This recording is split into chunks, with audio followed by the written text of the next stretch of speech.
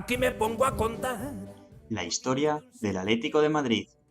21 de abril de 1985. El Palacio de los Deportes de Madrid se vistió de gala para recibir la primera final europea del balonmano español.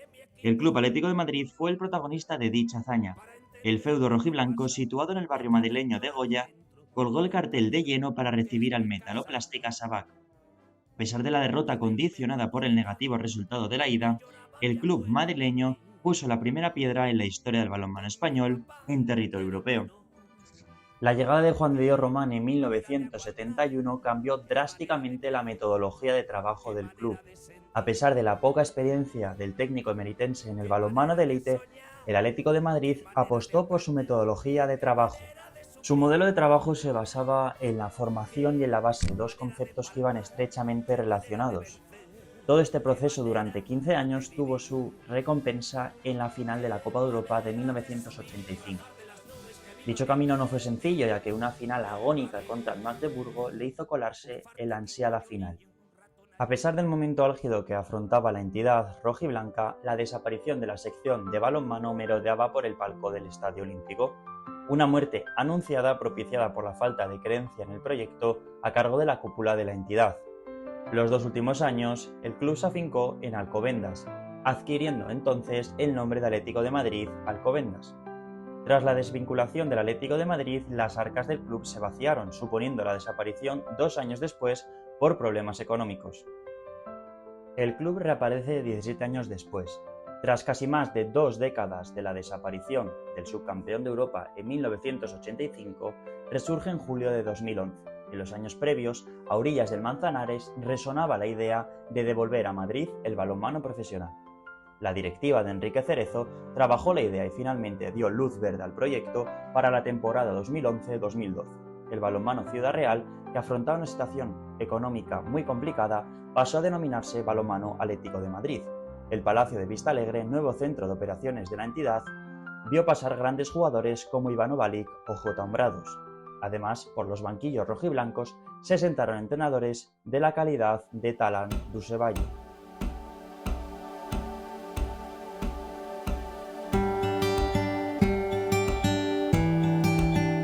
Para descubrir en profundidad el balonmano del Atlético de Madrid, Rectificado se ha acercado a las instalaciones de Territorio Atleti, el Museo del Atlético de Madrid, donde podremos descubrir cómo ha sido el pasado del balonmano madrileño. Bueno, pues ya estamos en la sección de balonmano del Atlético de Madrid, en el Museo del Atlético de Madrid, en el Metropolitano, y aquí tenemos algunas de las un banderín de lo que fue el periodo del club, con algunas de las imágenes. También tenemos por aquí algún cartel histórico publicado antes para los precios de los abonos de los partidos. Si continuamos por aquí tenemos pues la Copa, la Superglow, alguna de la Supercopa Asobal. Y continuamos por aquí también con otros títulos como trofeos más amistosos, torneos amistosos. Podemos observar por aquí alguna de las equipaciones. Zapatillas, por ejemplo tenemos aquí del Palacio de Vistalegre una entrada con su respectivo abono, balones. Es de la época más moderna del club, en su segunda etapa. Continuamos por aquí, tenemos un apartado dedicado a Juan de Dios Román, uno de los entrenadores más importantes de la historia del Atlético de Madrid de balonmano.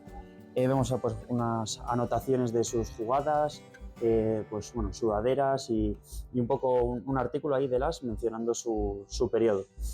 Tenemos por aquí algunos de los abonos de diferentes temporadas y también fichas de los jugadores, las licencias y camisetas. Por aquí un pequeño apartado al equipo de balonmano femenino, que no tuvo no ha destacado tanto, pero sí que ha tenido un apartado para contar su historia. Y por último, un homenaje a Cecilio Alonso, hablando un poco de su periodo en el club como jugador del Atlético de Madrid y su palmarés y sus títulos. La final de la Supercopa de Europa del 4 de septiembre de 2011 ante el FC Barcelona supuso el primer partido oficial del segundo periodo de actividad del Atlético de Madrid, que se saldó con victoria para el equipo local. Va a acabar en manos de los componentes colchoneros. Javier Zuriarrein junto al presidente de la Real Federación Española de Balonmano, don Juan de Dios Román, que también es, por cierto, parte de la historia del Atlético de El Madrid. Atlético de Madrid estaría presente en el apartado económico del club,